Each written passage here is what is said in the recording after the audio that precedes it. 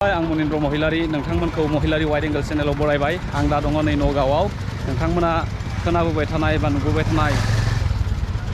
वर्ल्डनिनो गोजौसिन शिवलिंग 126 फुट नैबे आं दा बेसिम मोनफैबाय बेसिम फैनो थाखाय आं फुंबिलि 7 बाजियावनो जार्नि खालामदोंमोन थ' फाइनालि बेसिम मोनफैबाय थ' मैया बेवहाय बिराद गिदिर माने शिव फुजा जादोंमोन दाबो माने मेलाया सोलिगासिनो दं थ' सिङाव हाबनानै नायनि नोंथांमोन नुबायानो दङ सिगांथिंजाय बेनो वर्ल्डनिनो माने जौसिन 126 फुट होननानै खोनाबाय थादो थ' सिङाव हाबनानै नायहैनि माबायदि जायो बेनो महा मृत्युंजय मन्दिर नगाव डिस्ट्रिक्टनि आरो खोनानायाव वर्ल्डनि जौसिन आरो देरसिन शिवलिंग 126 फुटनो बे स्पेसियेलि बेनि सायावनो जागोन बे ब्लगा थ' नोंथांमोना नायलांबाय था मा मा दं देखायनो नाजागोन थ' बेवहाय गोबां सुबुंफ्रा नैबे समाव आरोबाव फुजा होनो फैगासिनो मेलाबो जादों मैयाथ' शिव फुजा खायानोमोन दिनैबो बेवहाय दाब दाब जायगानिफ्राय धोरोम सिबियारि हिन्दु धोरोम सिबियारि बिथांमोना बे जायगायाव फैदों नायलांदों नोंथांमोना आं सिंथिं हाबनानै देखायलांनो नाजानोसै मा मा नुयो सिबियारि सुबुंफ्रा बेवहाय फुजा होनो फैदों ना मैयाथ' फुजायानो खामोन ना माबायदि मोनदों जोबोद गोजोनदों दिनै फार्स्ट टाइम माने लाइफआव फार्स्ट टाइम दिनै फैदों एसेबांखि गोजौ शिवलिंग नुफेराखैमोन स' जोबोद एक्साइटेड मानो होनोब्ला दायो सिङाव हाबनानै नायनायाबा गोजोनगोन बांसिन खुलुमनोसैबो ना खुलुमनोसैबो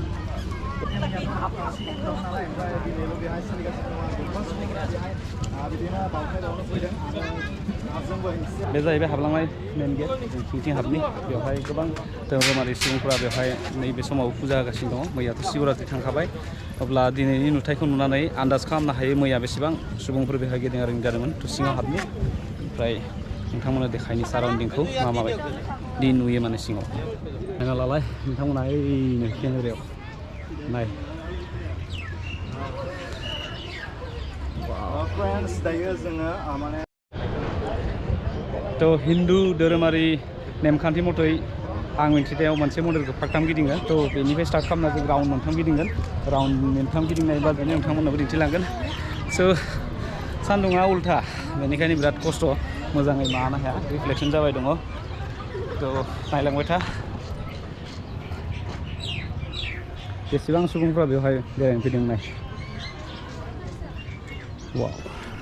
नोंथांमोनाबो सम मोनोब्ला फै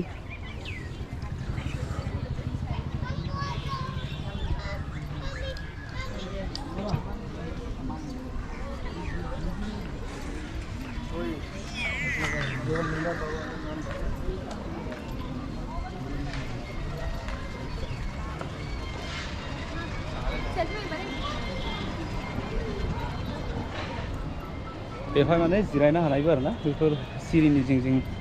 माने जिरायना थानो हानायनि सुबिदा दङ आरो बैथिंजायनिफ्राय नाय बै जायगानिफ्राय जों ओरै बेरायबोदों आरोना ओरै बेरायनानै हाबबोबाय थ' बेफोरो माबानो हायो नोंथांमोना फैनानै फुजा होनानै जिरायनानै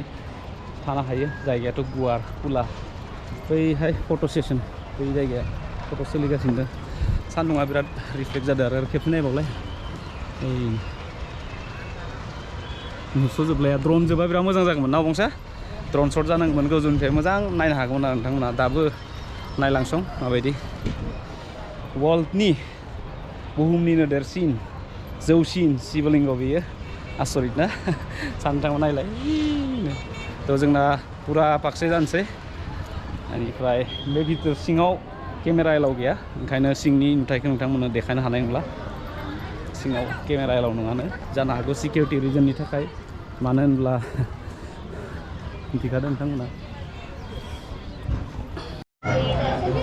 सिङाव हाबनानै फुजा होबाय नाथाय सिकिउरिटि रिजननि थाखाय बेवहाय माने सिंनि भिडिअ फुटेज लानो होआ फट'बो लानो होआ थ' सिंनिखौ नुथायखौ नोंथांमोननो दिन्थिनो हायो नाथाय बिराद इन्टारेस्टिं मानो होनब्ला बेबायदि मान गेदेर माने मन्दिराव जे दिनै दर्शन खालामनो मोनबाय जाहाथे जोंनि थांलाय फैलायनि हान्था मेलाया मोजाङै मोजां जायो लोगोसे गासै महिलारि वाइड एंगल चेनेलनि साबस्क्राइबार नोंथांमोननिसिमबो बोर बिबाय जाहाथे नोंथांमोननि जिउआवबो मोजां मोनसे सोलायनाय लाबोयो बेखौनो आसा थिबाय लोगोसे जोंनि दिनैनि बे सानथाम सानब्रैनि थांखियाव जा फैदों जों बेरायनो बेबो मोजाङै मोजां जाहाथे थ' इयुनाव आरो फैबावनायनि मिजिंजों नोंथांमोना जेसेबां हायो बे नुथायखौ दिन्थिबाय लोगोसे मोननैसो फट' लानोसै आरो ओंखारलांसै कार्बि आंलंसिम थांबावनो दङ 120 किल'मिटारनि गेजेराव आरोबाव ना थ' मोनाहैखागोन थ' नोंथांमोना फै सानसे थ' बेनो नगाव डिस्ट्रिक्टनि 20 किल'मिटारसोनि गेजेराव बेखिनिया फैबावनांगौ ना डिब्रुगड़ थांनाय लामाजों आरो हाइवेनि खाथियावनो आरो एसे सिंथिं 5 किल'मिटारसो भितर हाबबोनो मोनगोन आरो दा नोंथांमोननो दिनैनि बे ब्लगनि गेजेरजों बेखौ देखायबाय थ' आसा खालामो नोंथांमोना भिडिअखौ मोजां मोनगोन लोगोसे बेबायदि इन्टारेस्टिं भिडिअ नायनो थाखाय चेनेलखौ साबस्क्राइब खालामनानै नटिफिकेसन बेलखौ अन खालामनानै लादो लोगोसे नोंथांमोननि लाइक मोनोब्ला बेबायदि भिडिअ खालामनो गोसो जायो स' बेनोमोन भिडिअआ महा मृत्युंजय मन्दिरनि थ' नोंथांमोना मिथिनो हाबाय आरो दिनै नुनो हाबाय वर्ल्डनि जौसिन आरो देरसिन बे शिवलिंगखौ 120 फिट